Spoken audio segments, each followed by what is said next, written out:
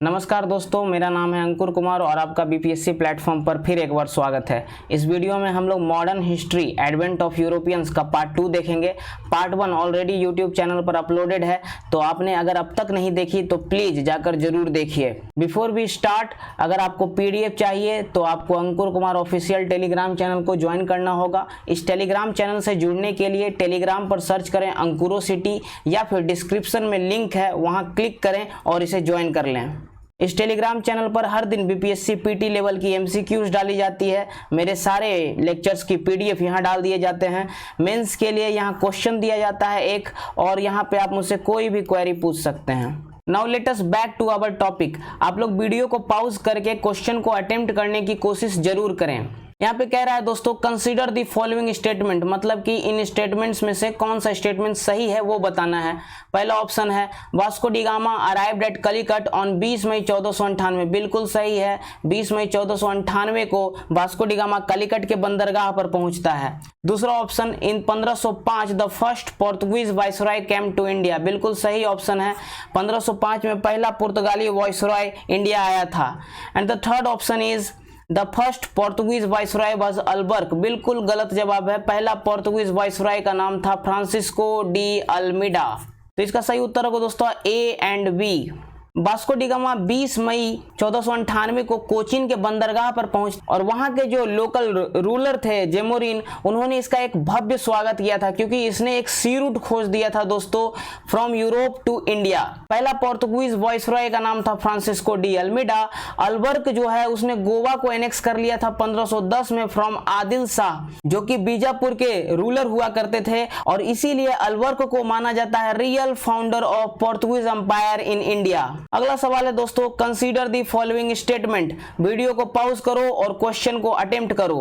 पहला ऑप्शन है Captain Cook was from New Zealand, बिल्कुल गलत जवाब है। कैप्टन कुक तो ब्रिटेन का आदमी था और इसने क्या किया था, यूरोप से ऑस्ट्रेलिया तक सी रूट खोज दिया था। दूसरा option, Columbus was from Spain, बिल्कुल सही है। कोलंबस स्पेन का था और इसने यूरोप से यूएस तक का सी रूट खोज दिया था। अगला ऑप्शन है तस्मान वाज फ्रॉम हॉलैंड, बिल्कुल सही जवाब है। तस्मान जो था हॉलैंड का था और इसने यूरोप से तस्मानिया और न्यूजीलैंड तक का सी रूट खोज दिया था।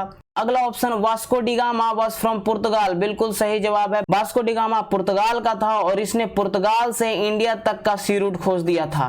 तो यहाँ पे सही उत्तर होगा दोस्तों बी, सी एंड डी, यानी कि ई ऑप्शन सही है। यहाँ पे आप देख सकते हैं कोलंबस स्पेन का था और इसने अमेरिका तक सी रूट खोजा।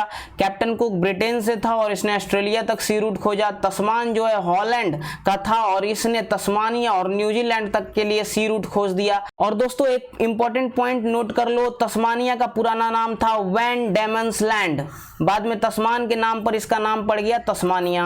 अगला सवाल है दोस्तों, consider the following statement. Video को पॉज करो और क्वेश्चन को अटेम्प्ट करने की कोशिश करो। पहला ऑप्शन है the real founder of Portuguese power in India was Albuquerque, बिल्कुल सही है, क्योंकि इसने बीजापुर के राजा से गोवा पर कब्जा कर लिया था। अगला ऑप्शन है the first Portuguese fortress was build in India in Cannanore, बिल्कुल गलत जवाब है। कन्नौड़ में नहीं बल्कि कोचीन में पहला पोर्तुगीज फोर्टेस बनाया गया था। तीसरा ऑप्शन है दोस्तों, अल्मीडा कंस्ट्रक्टेड द पोर्तुगीज फोर्टेस इन कोचीन, देखो ये गलत है। अल्मीडा ने नहीं बल्कि अल्बर्क ने कोचीन में पोर्तुगीज फोर्टेस की स्थापना की थी। तो इसका सही उत्तर होगा दोस्तों ओनली ए, क्योंकि एक ही ऑप्शन यहाँ पर सही है। यहाँ पे आप देख सकते हैं पहला पोर्तुगीज फोर्टेस जो है वो अल्बर्क के द्वारा बनाया गया था 1503 ईस्वी में। अल्मीडा ने एक पोर्तुगीज फोर्टेस बनाया था कन्नौड़ में 1506 ईस्वी में, लेकिन पहला पोर्तुगीज फोर्टेस जो है वो 1503 ईस्वी में बनाया गया था और अल्मीडा ने दीव को एनेक्स कर लिया था 1509 में, ये भी रूलर ऑफ बीजापुर से। अगला सवाल है दोस्तों, कंसीडर फॉलोइंग स्टेटमेंट। पहला option, Portuguese came to India in 1498 and left India in 1960, बिल्कुल गलत जवाब है। ये लोग भारत 1498 में तो आए लेकिन गए थे 1961 में। अगला ऑप्शन है दोस्तों, Dutch East India company came to India in 1602, बिल्कुल सही है। डच ईस्ट इंडिया कंपनी 1602 में भारत आई थी। Next, Danish East India company came to India in 1616, बिल्कुल सही है। डानिश ईस्ट इंडिया कंपनी 1616 में भारत आई थी। अगला ऑप्शन है द फ्रेंच लेफ्ट पौंडीचेरी इन 1954, ये भी सही है। 1954 में फ्रेंच ने पौंडीचेरी इंडिया को हैंड ओवर करके ये लोग वापस लौट गए। तो इसका सही उत्तर होगा दोस्तों ऑप्शन डी, यानी कि B, C and D, these 3 statements are correct. Portuguese Bharat 1498 में आए, यहां से गए 1961 में। डानिश ईस्ट इंडिया कंपनी की स्थापना 1616 में होती है और ये लोग 1845 में भारत छोड़कर वापस चले जाते हैं। फ्रेंच ईस्ट इंडिया कंपनी की स्थापना 1664 में होती है और ये लोग 1954 तक इंडिया में रहते हैं। और डच ईस्ट इंडिया कंपनी की स्थापना 1602 में होती है और ये लोग 1759 को इंडिया छोड़ देते हैं। Next question, who was the first Englishman to come to India by land route, मतलब जमीनी रास्ते से पहला कौन अंग्रेज था जो भारत आया था? तो इसका सही उत्तर होगा दोस्तों जॉन मिंडल हॉल। देखो जॉन मिंडल हॉल जो था वो जमीनी रास्ते से पहला अंग्रेज था जो भारत आया था। बाकी ऑप्शंस के बारे में भी जान लेते हैं। विलियम हॉकिंस, आप जानते हैं, जहांगीर के कोर्ट में गया था बेसिकली इंडिया में एक ब्रिटिश फैक्ट्री खोलने का परमिशन लेने के लिए। जेराल्ड ऑगनियर है दोस्तों बॉम्बे का पहला लेफ्टिनेंट गवर्नर और इसको फाउंडर ऑफ बॉम्बे भी कहा जाता है। जॉब चेरनोक फाउंडर ऑफ कलकत्ता है दोस्तों, क्योंकि इसको 3 गांवों की जमींदारी दी गई थी और वहां पे इसने कलकत्ता शहर बसा दिया। तो इसका सही उत्तर होगा John Mendel hall.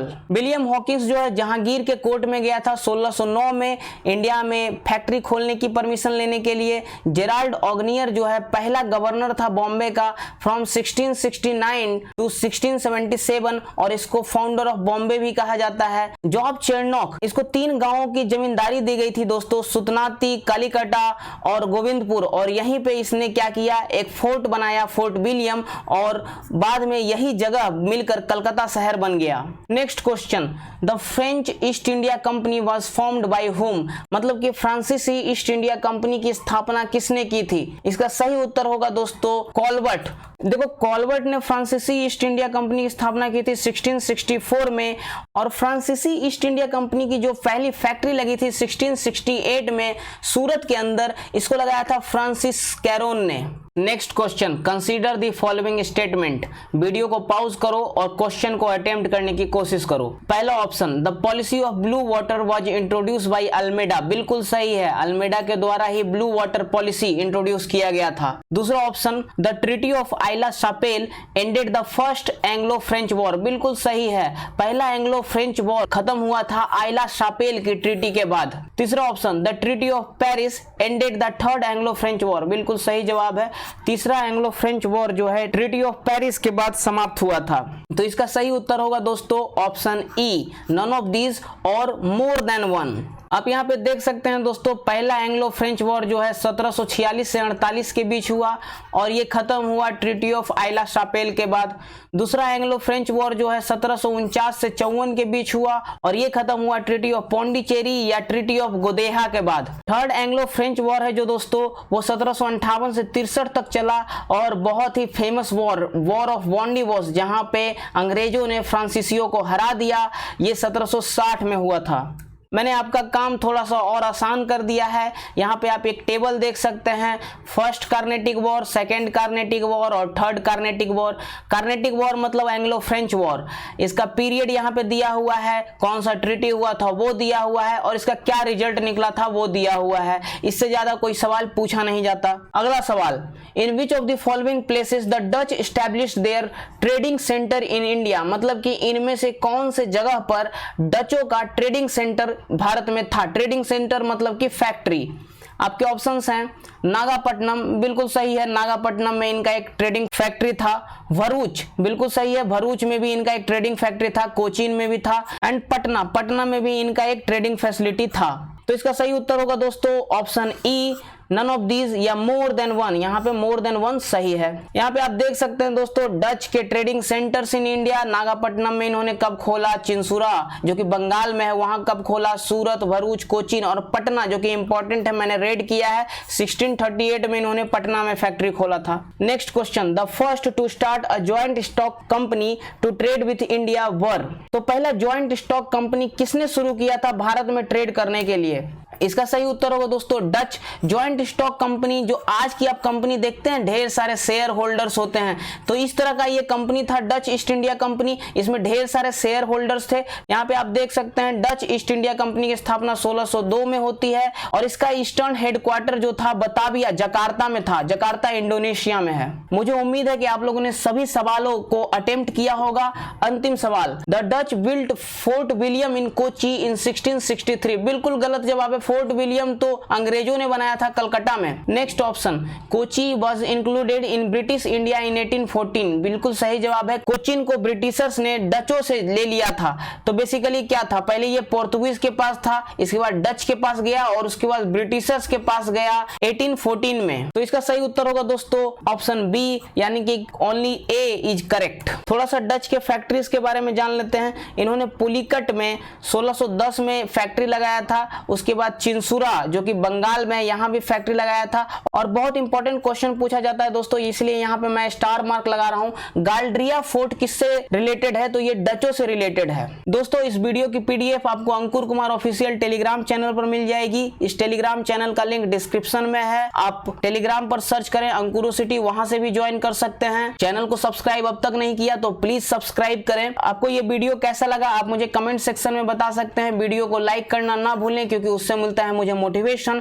Thank you for watching.